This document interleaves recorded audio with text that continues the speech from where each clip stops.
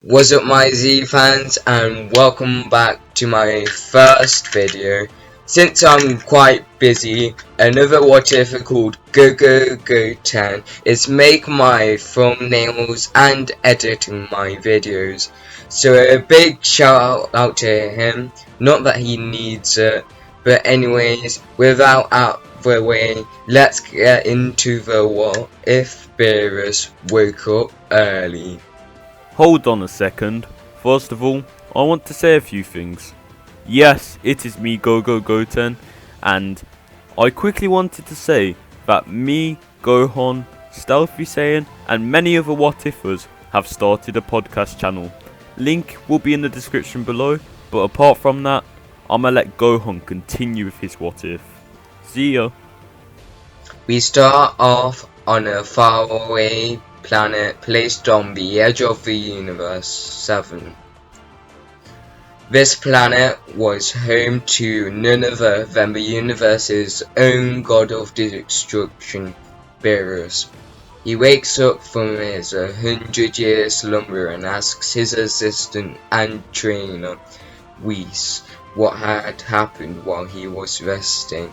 Well, my lord, I'm afraid the Supreme Kai almost died fighting off Majin Buu, which should have been your job, but now it's fine as he is sealed in an egg, he announced calmly as Beerus starts freaking out and shouts, "What?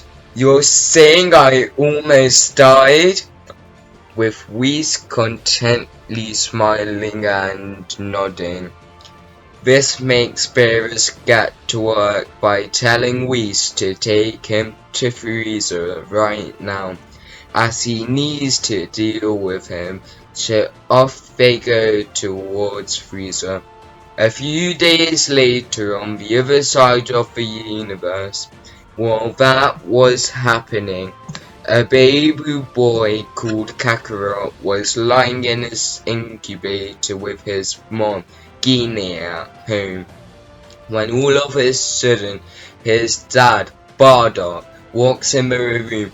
Guinea runs up to Bardock and swings her arms around him and looking him in the eyes, but for some reason he looks stressed, like something bad had happened. So like any good wife would do, she asks him what's wrong. He tells her about something isn't right with Frieza, and they need to send their child to another planet for his safety. So she agrees, and later that day, at midnight, they both go to the other side of the planet with Kakarot, who is in a space pod, and throw him off the ground with a destination set for Earth. A few minutes pass, and Guinea alongside of Bardock wonder about the day where they will get to see their dear Kakarot again in the near future. But all of a sudden, Frieza Force members surround the planet, and it turns out Bardock was right. With Frieza taking the lead, he charges up a supernova, flinging it at the little planet. The proud Saiyan shoots out of the ground to fight back against Frieza, but sadly nobody else was alongside him, as they all knew that this meant death. As soon enough, the planet was destroyed alongside everyone on it. 2 days pass, and Kakarot's space pod enters the Earth's atmosphere, crashing into the planet in the middle of the mountain forest.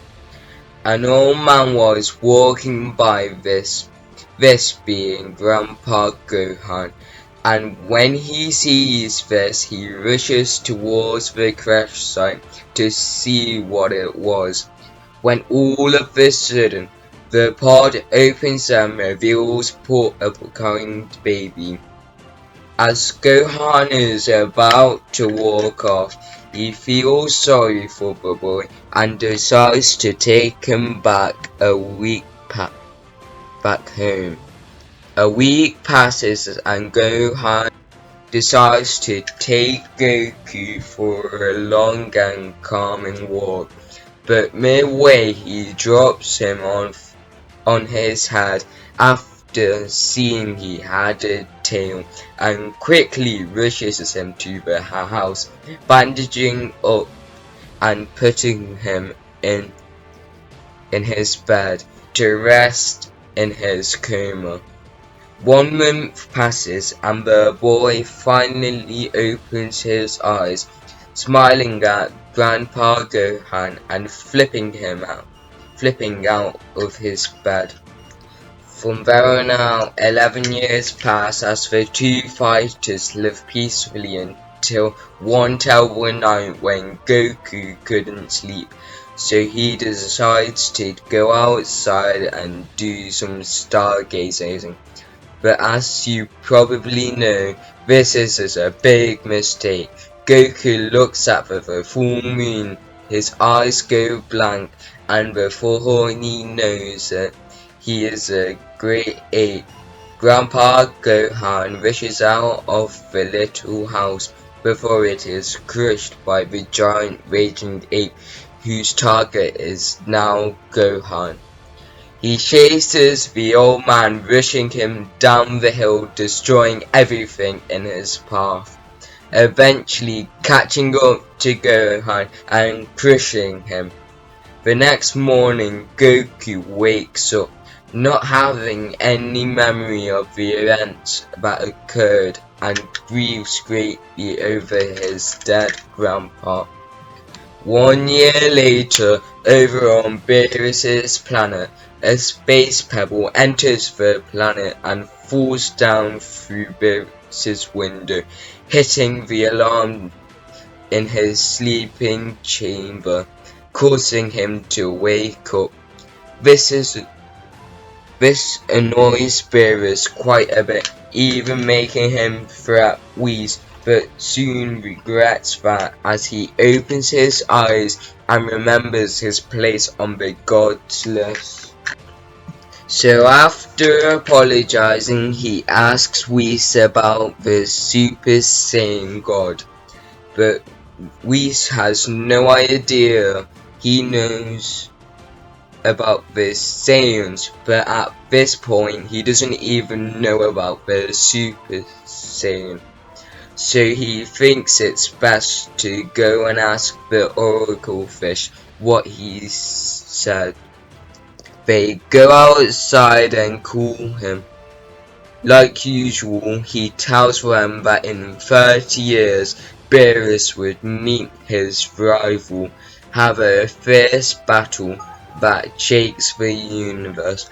But Beerus is not patient enough to wait a whole 30 years to fight his rival, so he demands Whis to take him to the Saiyans, and they take off towards Frieza's spaceship. When they arrive, the Frieza Force points key blasts at them, asking them who they are, but Beerus deals with them quite easily, as just one touch on the shoulder and all of them are blown to smithereens. Frieza leaves his chamber angry to what this could be, but when he sees Beerus, he starts wetting himself, thinking that today is going to be the day he gets destroyed. Luckily for Frieza though, Beerus makes it known that he wants none other than the Saiyans, but they are off-world right now, on the other side of the universe, so he will have to go to the next closest planet, Earth.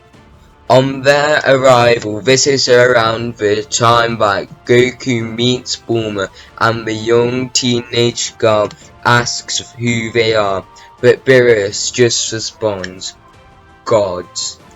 And that's where I'm going to leave this part off. If you enjoyed, make sure to hit that thumbs up and subscribe. It's free and you can always undo it later on. But I will see you in the next part of What If Beerus Woke Up Early.